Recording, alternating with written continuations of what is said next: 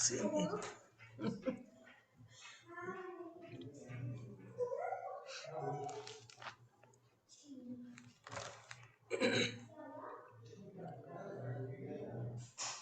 सभी को नमस्ते चिल्ड्रन। आज का हमारा ऑनलाइन क्लास का पहला पार्ट 10वीं कक्षा द्वितीय भाषा आपके पाठ्य पुस्तिका में आपका अंतिम पाठ उपवाचक पेज नंबर 75। हो सकता है किसी का नया बुक होने से पेज नंबर में कोई मिस्टेक्स भी हो सकते हैं, आगे पीछे भी हो सकता है, लेकिन पाठ का नाम है अनोखा उपाय। ये कहानी फर्स्ट लैंग्वेज में भी 9th में भी है और आपको सेकंड लैंग्वेज में ये आपका पाठ्य पुस्तिका का अंतिम पाठ उपवाचक, जिसमें आपको मैंने बताया था कि अधिकतर इसमें पैसेज ही रहते हैं। अनुच्छेद दिया जाएगा और अनुच्छेद के माध्यम से आपको प्रश्न के उत्तर लिखना है और प्रश्न के उत्तर लिखते हुए 2 क्वेश्चन ऐसे भी दिए जाएंगे जो इस कहानी के आधार पर आपको लिखना है। इसके अलावा इसमें और कोई बस एक तो 2 क्वेश्चन 2 लेसन में से उपवाचक के 2 भी कोई भी में, और दूसरा आपको अनुच्छेद दिया जाएगा तो अनुच्छेद को तो वहीं पर पढ़ना और वहीं पर अपने दिमाग की तौर से आपको उनके दिए हुए प्रश्नों के उत्तर को ठीक से करना है। इसी तरीके से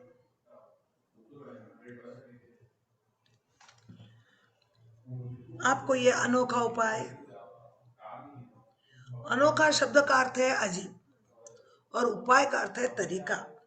किस तरीके से डॉक्टर राहुरी भरद्वाज की लिखी हुई ये कहानी राजा कुमार वर्मा के राज्य में आई हुई मुसीबत को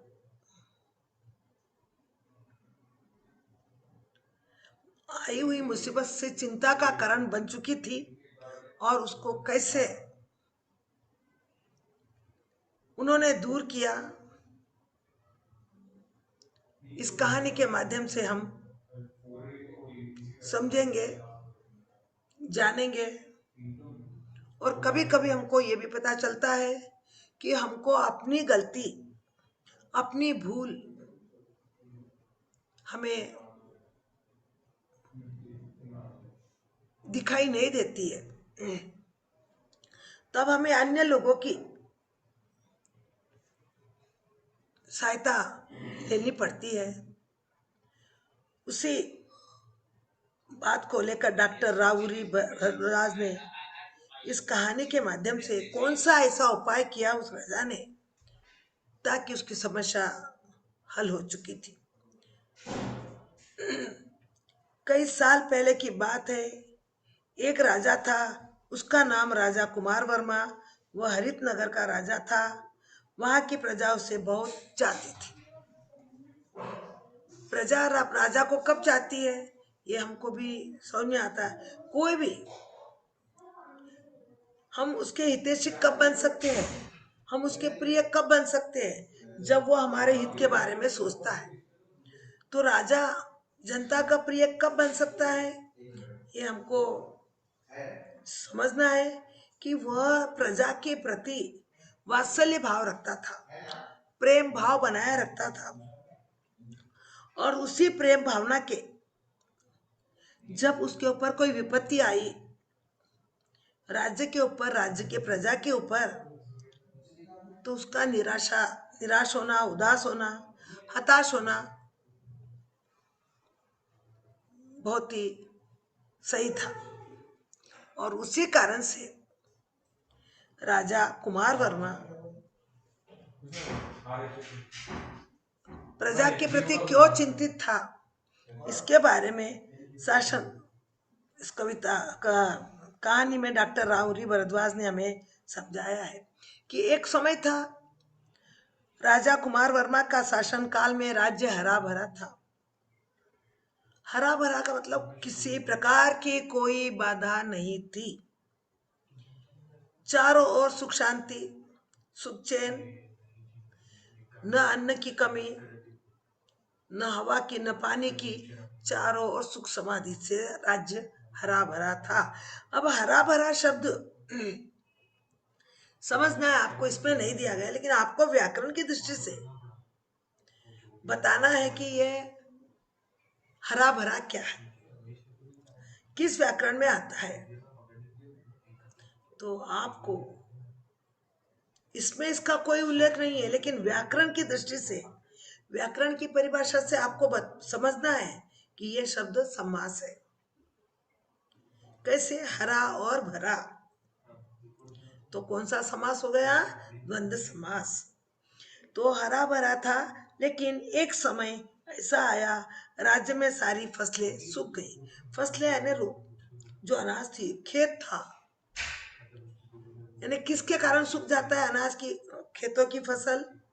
पानी के बिना।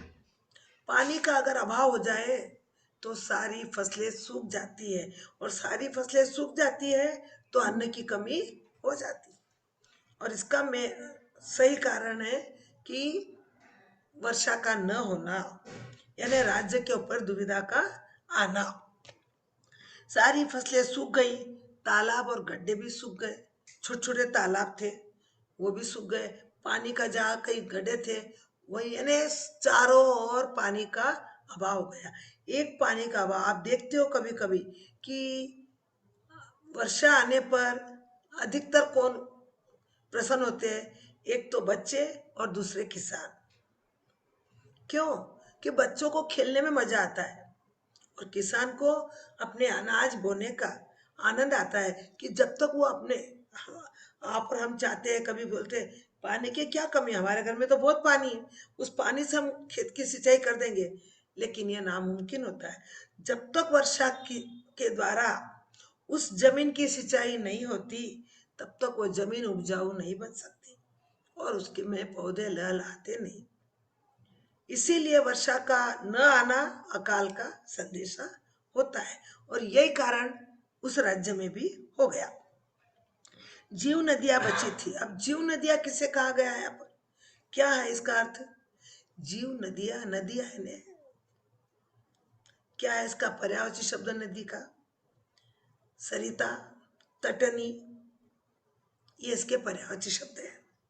जिसका पानी, हम समुद्र का पानी हम पी नहीं सकते हैं, लेकिन नदी के पानी से हमारी क्या बुझती है? प्यास। नदी का पानी खेतों में काम आता है, समुद्र का पानी डायरेक्ट खेतों में काम नहीं आता है, ये ध्यान रखना है। लेकिन पानी उसमें जमा होगा तो वहां से वो पानी फिल्टर होकर सब जगह पहुंच सकता है, लेकिन डायरेक्ट समुद्र का पानी खेतों में या व्यक्ति को अपनी प्यास बुझाने को या स्नान करने को या किसी काम के लिए वो उपयोगी नहीं होता है। इसीलिए जीव नदियां, नदी को जीव नदियां कहा, क्योंकि वो हमको क्या देता है, क्या देती है, सॉरी, क्या देती है? वो हमको जीवन दान देती है। अगर प्यासा अगर उस नदी के पास चला जाए तो अपनी उसका पानी पीकर वो अपनी प्यास बुझाता है, लेकिन सागर इतना विशाल है, इतना पानी है, लेकिन कोई प्यासा व्यक्ति उस किनारे पर जाकर अपनी प्यास बुझाने की इच्छा करेगा तो क्या वो समुद्र का पानी पी सकता है? नहीं। इसीलिए उस नदियों को जीव नदियां कहा गया है। अब देखिए, जीव नदियां बची थी जो छोटी छोटी नहरें बनकर रह गई। कितनी? दो ही बची थी, थोड़ी सी दो ही बची थी, और वो दो भी अब कब तक? उसमें भी तो वर्षा का पानी आएगा, तभी तो पानी आएगा। उसमें भी कोई, हमारे घर से कोई, हम लोग टैंक से पानी नहीं लेते, हमारे घरों में हम ऊपर के टैंक से नीचे पानी ले लेते, टैंक में पानी नहीं है तो हमारे घर में भी पानी नहीं आएगा। उसी तरह से वर्षा नहीं है तो नदी का पानी भी सूख जाएगा। जो जीव नदी थी, जो हमको प्राणांत देती थी, वो भी क्या हो गई? नहरें बनकर, नहरें यानी छोटी छोटी छोटा सा नहर नहर है बीच में, वो पानी अब बस नहीं होने लगा। ऐसी परिस्थिति में राजा कुमार वर्मा चिंतित था, और इतना चिंतित हुआ कि उस राज्य के पशु भी चारा न मिलने के कारण से चारों ओर पशुओं की क्या हो रही थी, कोई मर रहा था, कोई अधमरा हो रहा था। और इसी समस्या को सुलझाने के लिए किसान लोग अपने अपने पशुओं को कम दाम में, सस्ते दाम में दूसरे राज्य में बेच रहे थे। तो इससे क्या होगा, राज्य की हानि हो रही थी। अपने राज्य के पशु, अपने राज्य के लोग अगर कोई दुविधा हो और वह दूसरी जगह चले जाए तो अपने राज्य की क्षति होगी या पूर्ति होगी, ये समझने के काम है। और इसी कारण से राजा और बहुत मुश्किल हो गया। कई किसान अपने अपने पालतू जानवर है जिन्होंने घरों में जानवर पाल रखे हैं, गाय है, भैंस है, घोड़ा, जो भी है, जानवर पालते हैं पालने वाले पर उसकी रक्षा के लिए, उसके भोजन के लिए जब दाना पानी चारा नहीं मिलेगा तो वो मर जाएगा। तो इसी कारण से वो लोग बहुत ही सस्ते दाम में 100 की चीज को वो 50 में 40 में क्या कर रहे थे। इससे हमारी राज्य के अंदर क्षति हो रही थी, प्रजा की, पशुओं की, और धीरे धीरे सब राज्य खाली हो जाएगा। इसकी चिंता किसे हो रही थी, राजा राव कुमार वर्मा को। ऐसी परिस्थितियों में राज भंडार का अनाज प्रजा में बांटे जाने लगा। ऐसी स्थिति आ गई। लेकिन पड़ा हुआ धन कितने दिन तक खा सकते हैं हम लोग। कोई भी ऐसा व्यक्ति आपने कभी देखा कि अब मेरे पास बहुत पैसा है, मुझे कोई जरूरत नहीं है, और वो पड़ा हुआ धन से ही अपना उपयोग करेगा तो एक दिन उसकी तिजोरी खाली हो जाएगी। इसी तरह से राजा ने सोचा कि ऐसी स्थिति रही तो राज भंडार खाली हो जाएगा, तो अपने राज भंडार में उसके पास भी जितना धन था, सॉरी अनाज था, वह लोगों में बांटना शुरू किया। लेकिन मैं बता रही हूं कि रखा हुआ धन,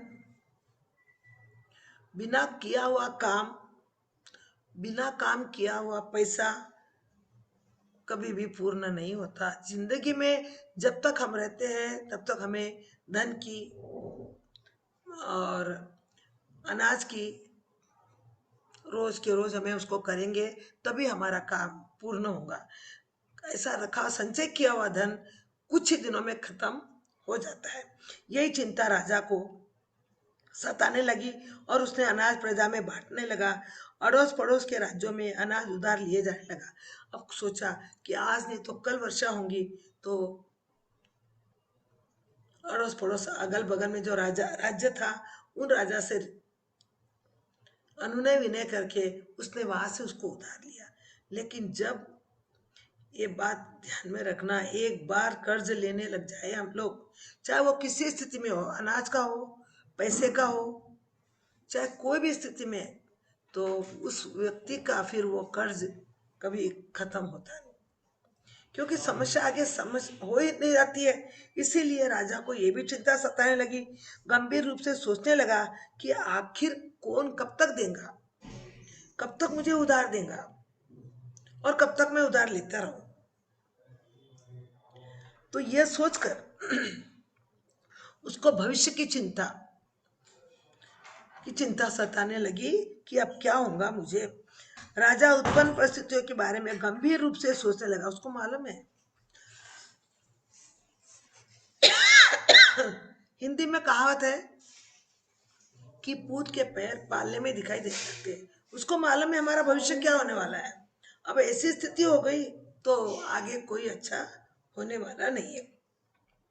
और उसने अड़ोस पड़ोस के सभी राज्य में अपने इस गंभीर राजा के मन में सवाल उठा, अड़ोस पड़ोस सभी राज्य में हरे भरे हैं, प्रजा सुखी है, ये मेरे ही राज्य में ऐसा प्रकोप क्यों हुआ, ऐसी क्या मेरे से भूल हुई। अड़ोस पड़ोस यानी अगल बगल के सभी राज्य में किसी बात की कमी नहीं है, न अन्न की कमी है, न पानी की कमी है, न कोई दुविधा है। तो ऐसा क्या कारण हुआ, ऐसी कौन सी भूल हुई जो प्रजा वहां की सुखी है और हमारे यहाँ पर ऐसी स्थिति हुई? क्या कारण हो सकता है? इस समस्या का हल कैसे किया जा? इसी सोच में राजा विचार करते रहा, और विचार करते करते राजा भी क्या हो गया, बहुत दुखी हो गया। उसको कहीं पर भी अपनी भूल नजर नहीं आने लगी कि ऐसा मैंने क्या किया। मैं कभी किसी के ऊपर अत्याचार नहीं किया, फिर भी ये प्रकोप, ये भगवान का कोप हमारे ऊपर क्यों, और ऐसा कब तक रहेगा, और असंभव है कि समस्या का समाधान हो सके। इसी बारे में चिंता करते हुए राजा कुमार वर्मा बहुत दुखी हो गया था। आखिर किसी न किसी कारण, एक कर्तव्यशील राजा का कर्तव्य होता है कि वो प्रजा के लिए अपने कार्य, अपना तन मन लुटा दे। धन नहीं तो कम से कम तन मन तो लुटा दे। और इसी उद्देश्य से उस समस्या का हल कैसे किया जा सकता है, इसके बारे में समस्या को हल करने के लिए उसने दरबार के अंदर कुछ बुद्धिमान लोगों को, कुछ हाजिर जवाब लोगों को और कुछ पंडितों को बुलाया, और उनके समक्ष ये समस्या रखी कि बताइए अब हमें क्या करना है, कौन से ऐसे उपाय के द्वारा मैं इस समस्या से समाधान पा सकूं, अपने जनता को खुश कर सकूं। ये बात उन लोगों के सामने रखी, तीनों विद्वान, हाजिर जवाब और बुद्धिमान लोग। वो अपनी अपनी राय के बारे में बताते। देखिए, हाजिर जवाबदारों और विद्वानों को बुलवाया गया। आपको मालूम है, अकबर बादशाह के दरबार में किसे हाजिर जवाब कहते थे? कौन था? समस्या को, अकबर बादशाह के समस्या को एक क्षण में खत्म कर देते थे, वो थे बीरबल। इसीलिए राजा उसके ऊपर बहुत प्रसन्न थे। साथी भी था और वो उसका मंत्री भी था। कोई समस्या अगर आ जाए राजा अकबर के पास, तो वो उसको चुटकी में, एक क्षण में दूर कर देता था। उस कहानी को आपने सुनी होगी। और बीरबल सिर्फ राजा का ही देश नहीं था, जनता का भी बहुत प्रिय था। उस कहानी को आपने कभी सुनी होगी, पढ़ी होगी, कि एक गरीब को राजा ने कहा है, ऐलान करवाया कि जो रात भर उस समुद्र के पानी में खड़ा रहेगा, उसको मैं अपना आधा राज्य दे दूंगा। सर्दी के दिन, विंटर सीजन। तब एक बूढ़ा जिसको अपने धन की आवश्यकता थी, उसने कहा ये शर्त मुझे मंजूर है, मैं पूरी रात पानी में, तालाब के उस पानी में खड़ा रहूंगा। और वो खड़ा रहा। दूर उस तालाब से बहुत दूर एक झोपड़ी में एक दीपक टिमटिमा रहा था, और उसके चालू होते ही वो खड़ा हुआ, और उसके बुझते ही उसने अपना समय, क्योंकि उस समय में तो वो तो इतना गरीब था कि घड़ी वड़ी तो कोई थी नहीं, बस उसी के अनुसार उसने खड़ा रहा। तो जैसे ही खत्म हुआ, वो राजा के पास गया, आपकी आपके नियम का मैंने पालन किया, अब आप मुझे आधा राज्य दीजिए। उसने कहा, बताइए तुमको कैसे मालूम कि अब सवेरे हो गया? तो देखिए, उसने कहा, जहापना, उस झोपड़ी के अंदर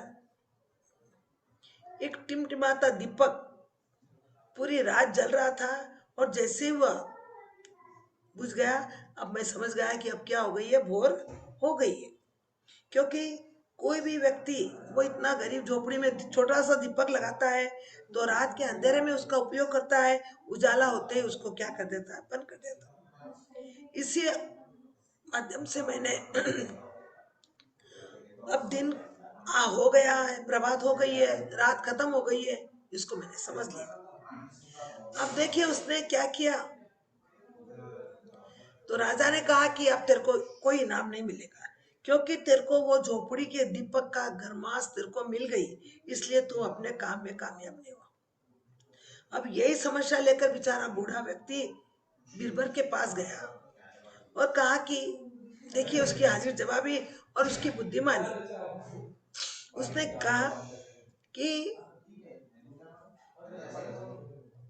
जहाँ अपना अपनी शर्त से मुकर चुके हैं, जो शर्त लगाई थी वो खत्म कर दी है, आप ही मेरी को ये करिए। तो उसने उसको कुछ तो भी बात जो कही वो उसको समझा दी। और एक बार उसने कहा चलिए राजा साहब हम लोग थोड़ी सवारी निकालेंगे, घूमते हुए राज्य का निरीक्षण करेंगे। और उसको भी एक जगह बता दी, एक पेड़ के ऊपर बहुत ऊपर एक हंडी मिट्टी की बना हुआ पात्र उसको बांध दिया और उसके अंदर बोले दाल चावल रख दिए और उसके इतने ऊपर और नीचे उसकी लकड़ियां जलाना शुरू करी। अब उसी समय उसी प्रसंग पर बीरबल के साथ राजा अकबर उसी रास्ते से आए, जा रहे थे। उसने देखा कि ये कितना बेवकूफ है, इतनी नीचे आग जलाकर ऊपर इतनी हंडी में क्या पका रहा है। उसके पास गए तो उसने क्या किया, तो उसने कहा कि मैं अपनी खिचड़ी पका रहा हूँ जहाँ पर ना। तो बोले इतना बेवकूफ, कब तेरी खिचड़ी पकेंगी, इतने नीचे से आग तू जला रहा है, वो तेरी हंडी इतनी ऊपर है, क्या वो खिचड़ी पकेंगी। तो हाजिर जवाब बीरबल ने जवाब दिया, क्यों नहीं जा पना, जब उस समुद्र के अंदर खड़ा हुआ व्यक्ति को उतनी दूर की झोपड़ी से उसको गर्मास का एहसास हुआ और वो तो ये तो खिचड़ी बहुत ही। अब उसने जहां पना क्यों नहीं हो सकता है, जब झोपड़ी में दीपक जलने की गर्माश उस बूढ़े को मिल सकती है, तो इस बूढ़े की ये खिचड़ी क्यों नहीं, ये तो बहुत पास में है, वो झोपड़ी तो बहुत दूर थी। राजा को तुरंत अपनी गलती का एहसास हुआ। और इस तरह से देखिए कि हाजिर जवाबदारों और बुद्धिमान लोगों की राय से समस्या का समाधान यहाँ भी कुमार वर्मा ने करने का दूर करने का प्रयत्न किया और उनको बुलाया और उनसे क्या प्रश्न पूछेंगे और उन लोगों ने उनको क्या क्या राय दी, इसको हम आने वाली क्लास से वापस इसको पढ़ेंगे और इससे आपको इस अनोखा उपाय कहानी का सार पता चलेगा। ये तो कहानी मैंने आपको एक बीरबल और बादशाह की हाजिर जवाब और बुद्धिमानी की कला को बताया। तो पहले जमाने में राजा मंत्री से सलाह लेते थे, अपने पास रहने वाले जो बुद्धिमान लोग थे जैसे बीरबल, अकबर बादशाह की हर समस्या का समाधान करने वाला बीरबल था, क्योंकि वो बुद्धिमान था, हाजिर जवाब था, चुटकी में वो प्रॉब्लम समस्या का समाधान कर लेता था। इसीलिए राज कुमार वर्मा ने भी अपनी समस्या का समाधान करने के लिए अपने राज्य में उन विद्वानों को बुलाया और उन लोगों से अपनी चर्चा की कि हमें किस तरह से अपनी समस्या का समाधान करना है। और इसी के बारे में आगे हम लोग